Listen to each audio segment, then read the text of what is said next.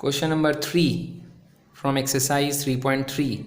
Word problems ख़त्म ही नहीं हो रहे हैं। वर्ड प्रॉब्लम्स का ये आई थिंक लास्ट क्वेश्चन है आपका इस एक्सरसाइज में से, from question number 3, and that is about age. मैं जानता हूँ बहुत सारे स्टूडेंट्स को एज वाले क्वेश्चंस से बहुत नफ़रत है, क्योंकि उन क्वेश्चंस में बहुत गोलमोल बातें की जाती हैं। लेकिन हमें हर एक सिचुएशन को properly step by step frame करके सॉल्व करेंगे तो बहुत easily we can find out the solution.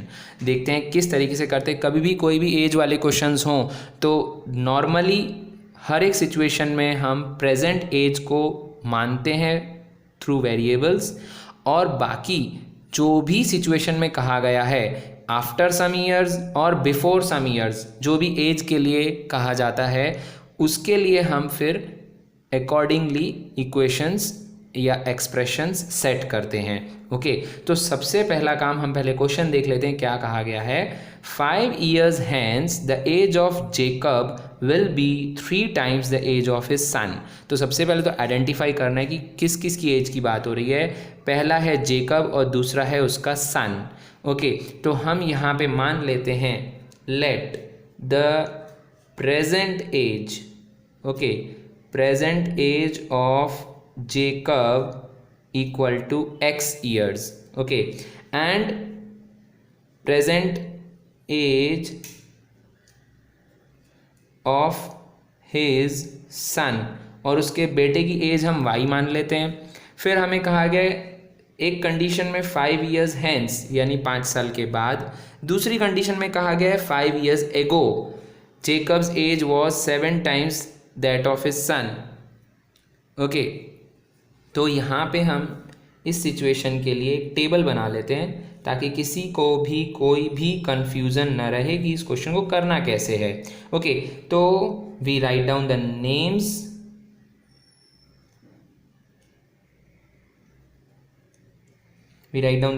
Of the person. कौन कौन है? एक है जेकब एंड दूसरा है हिज सन। उनकी प्रेजेंट एज क्या है? 5 years hence, यानी हम हमारे कन्वीनियंस के लिए लिख सकते हैं आफ्टर 5 years। दूसरा है 5 years ago, that means we can write 5 years ago के लिए हम लिख सकते हैं same before 5 years, before 5 years. Okay, present age Jacob की हमने मानी है x, उसके बेटे की मान ली है y। बहुत सिंपल है।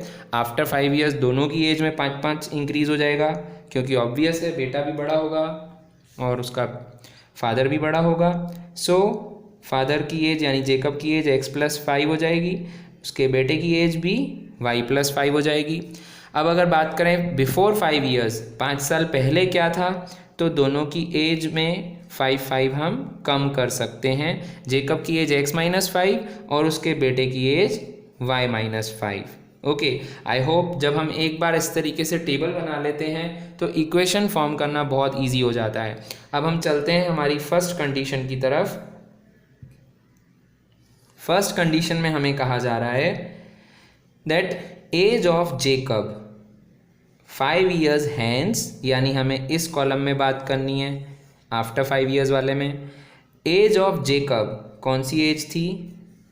x+5। Age of Jacob will be यानी होगी, यानी हम इक्वल टू लगा लें 3 टाइम्स मतलब 3 से मल्टीप्लाई। ओके, 3 से multiply that of his son, उसके बेटे की एज, दैट इज y+5। तो यहाँ से हम एक इक्वेशन फाइंड आउट कर सकते हैं x+5 equal to 3y+15। Okay, and x equals to 3y+15-5, that means x equals to 3y+10। ये हो जाती है हमारी पहली इक्वेशन। अब हम सेकेंड कंडीशन की तरफ आगे बढ़ें। जो हमारी सेकेंड कंडीशन है, ये first condition, now second condition. First condition की इक्वेशन हमने लिख ली है। सेकेंड कंडीशन में हमें क्या कहा जा रहा है? 5 years ago, 5 साल पहले Jacob's age was 7 times that of his son. Jacob की जो एज थी यानी कि x-5, ये जो एज थी was 7 times that of his son, उसके बेटे की एज की। फिर से समझते हैं, Jacob's age that is x-5 was equal to 7 times, 7 से multiply, that of his son यानी उसके बेटे की एज y-5। ओके, इसको भी सॉल्व कर लेंगे हम।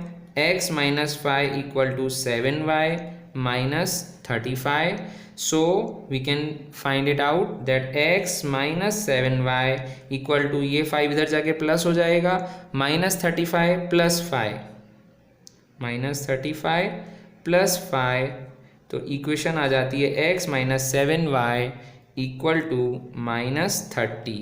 This is your second equation. अब हम इन दोनों इक्वेशंस को कैसे सॉल्व करेंगे? सब्स्टिट्यूशन मेथड से। हम सेकेंड इक्वेशन में फर्स्ट इक्वेशन में से जो x की वैल्यू मिली है उस वैल्यू को हम सेकेंड इक्वेशन में पुटअप कर देंगे। सो हम यहाँ लिखते हैं putting value of x in equation number 2। तो हम कैसे पुटअप करेंगे? जो हमारी इक्वेशन है हम पहले वो लिख लेते हैं। ये है हमारी इक्वेशन नंबर 2। यहाँ पे हमें x का वैल्यू पुटअप करना है। x का वैल्यू है 3y plus 10 minus 7y equal to -30। Now 3y plus 10 minus 7y equal to -30, हमने ब्रैकेट हटा दिया। Now what? 3y minus 7y, this will give you -4y। Okay, plus minus minus होता है, 7 में से 3 गया 4, बड़ा 7 है इसके लिए 7 का साइन, -4y। 10 उधर जाता है तो 10 भी नेगेटिव हो जाता है, -10 -30 दैट इज़ -40। तो माइनस माइनस दोनों तरफ से कैंसिल कर सकते हैं। y equal to 40/4 that is 10। y की वैल्यू 10 आ जाती है। x की वैल्यू फाइंड कर सकते हैं from equation 1। x equal to 3, y की जगह पे हमने रख लिया 10। ये जो हमारी इक्वेशन है 3y प्लस 10, वहाँ पे y की वैल्यू लगा दी हमने 10 प्लस 10, 30 प्लस 10 दैट इज़ 40। तो यहाँ पे हमें y मीन्स उसके बेटे की एज भी मिल गई एंड x यानी जेकब की एज मिल गई। ओके, सो जेकब की एज है 40 ईयर्स एंड उसके बेटे की एज है 10 years. So you can write Jacob की एज 40 ईयर्स एंड उसके बेटे की एज 10 ईयर्स। ओके।